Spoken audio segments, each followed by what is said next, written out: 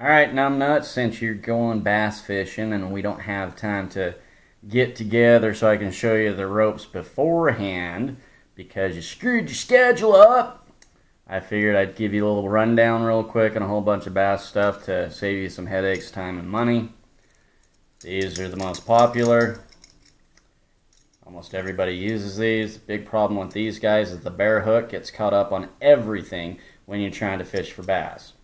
Because bass, as we know, are an ambush fish, so they kind of like to hide out in weeds, trees, and rocks. Senko worms, these aren't Senko brand, but they're real popular. Stick a hook through Carolina rig or Texas rig or wacky rig, however you want. It's not very productive to hook it and try and fish it through rocks because these things will get hung up real bad. You'll want to put a weight down below, maybe a foot or two, and kind of have it sit like that, but these are kind of a time waster. They're not very effective. This guy's fine, works alright. The bare part of the hook is up in the air so it doesn't get caught as much. Has a little bit of guard with the little spinners on the side. Looks like a little fish.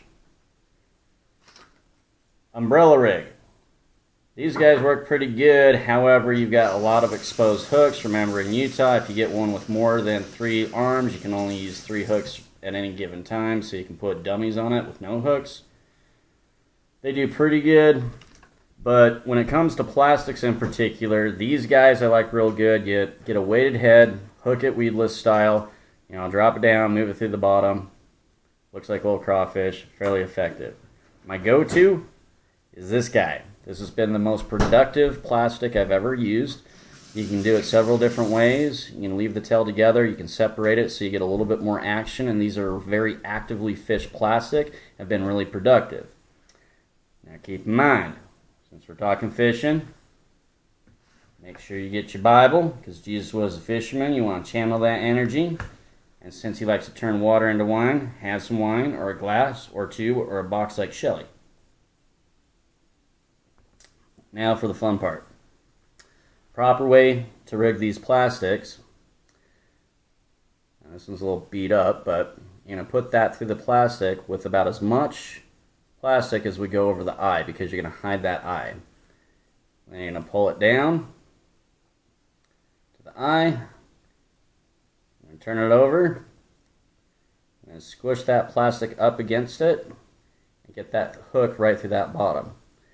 That is a very nice weedless style plastic. Have some tension on there.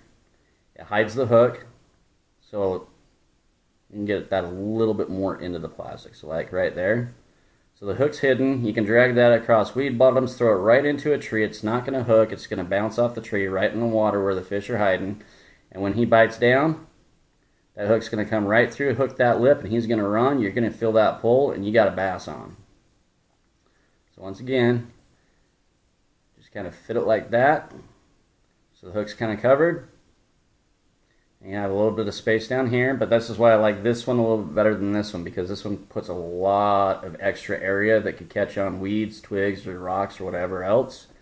And once again, nice and weedless. You can run your hand right over that. You're not feeling the hook.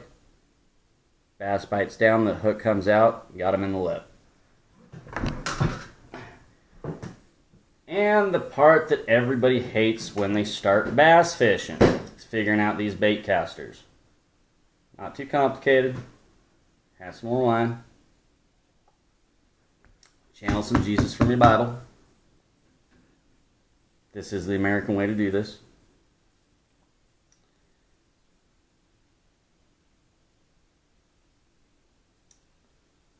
Tie this on however you want. I'm going to use a Palomar knot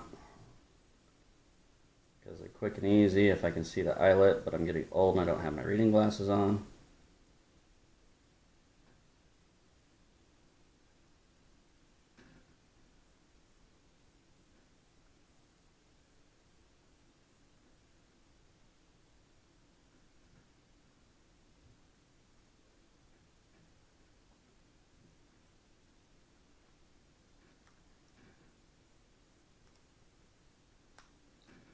I know you got a fancy tool to do that. And I'm not supposed to bat things with my teeth. But that's okay. I like to do things I'm not supposed to. Alright, so this is the trick with the bait caster. You gotta get the drag set just right.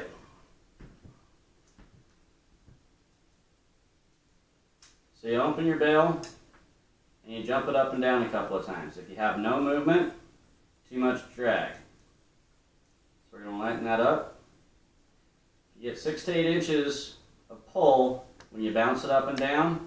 Your drag is set just about right, and that will prevent bird nesting. Remember, 60-pound braid is your backing, 10-pound mono for your leader, about 5 to 10 feet, and you're about ready to go bass fishing. Just don't pitch that thing too hard or you will bird's nest.